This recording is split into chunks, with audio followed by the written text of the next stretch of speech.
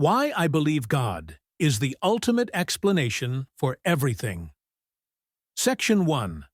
The alternate position. To begin, I want to examine the alternative to theism, the atheistic or naturalistic worldview.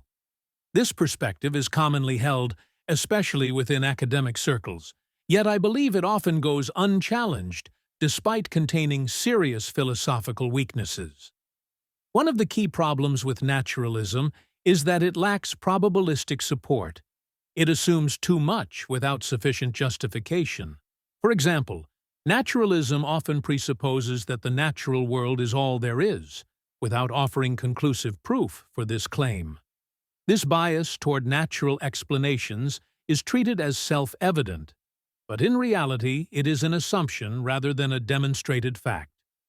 While naturalism has led to many practical advancements, particularly in science and technology, it does not address, or even acknowledge, realities that may lie beyond the physical universe. For this reason, I find the atheistic worldview less plausible. In contrast, I believe theism offers a more probable and coherent explanation for why anything exists at all. In the next section, I'll explain why theism, in my view, better accounts for the totality of existence. Section 2. My position. In my view, a compelling case for the existence of God can be made through what's often called a cumulative probability approach.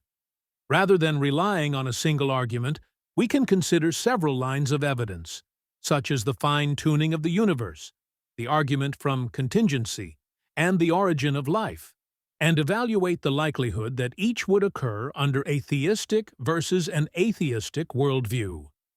Taken individually, these arguments may not be conclusive, but when considered together, they significantly raise the probability of theism being true. For instance, the fine-tuning of physical constants in the universe seems highly improbable under a purely naturalistic framework. Similarly, the argument from contingency highlights the difficulty of explaining why anything exists at all without appealing to a necessary being. Contrast this with the naturalistic view. If we examine events like the sudden expansion from the Big Bang singularity or the emergence of life from non-living matter, the probabilities, especially without any intelligent cause, appear extremely low.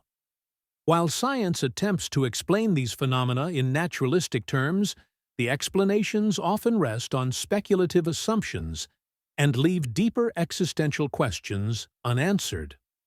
When we weigh the probability of all these features of reality occurring without God against the probability of their occurring in a theistic framework, the theistic view appears more probable. This cumulative approach doesn't claim certainty, but it does provide a strong rational basis for belief in God. Section 3. Why I reject objections. One common objection to the fine-tuning argument is the appeal to the multiverse. Some argue that if there are countless universes with varying physical laws, it's not surprising that at least one would support life. Ours simply happens to be that one. However, there are several problems with this response. First, the multiverse hypothesis remains speculative and lacks direct empirical evidence. While it may be entertained within certain theoretical physics models, it is far from an established scientific fact. In this sense, appealing to the multiverse to avoid the inference to design introduces a metaphysical assumption, not a scientific conclusion.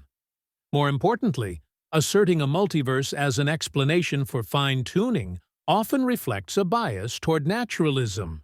Since science is limited to studying the observable universe, it is naturally inclined toward naturalistic explanations. However, we must be careful not to conflate scientific method with absolute truth. Some of the most fundamental aspects of human existence, such as consciousness, intentionality, and moral knowledge, resist reduction to purely scientific categories.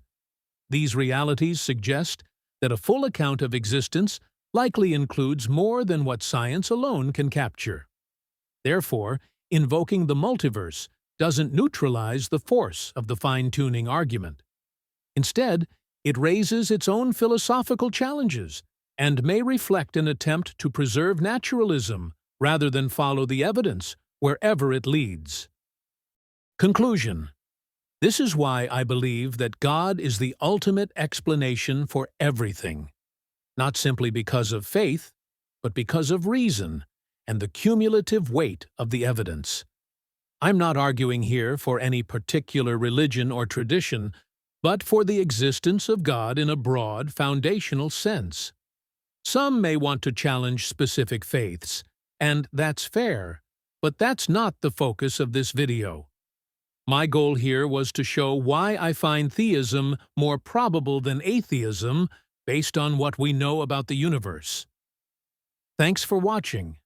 In the next video, I'll be sharing why I personally chose Catholicism as the expression of my belief in God.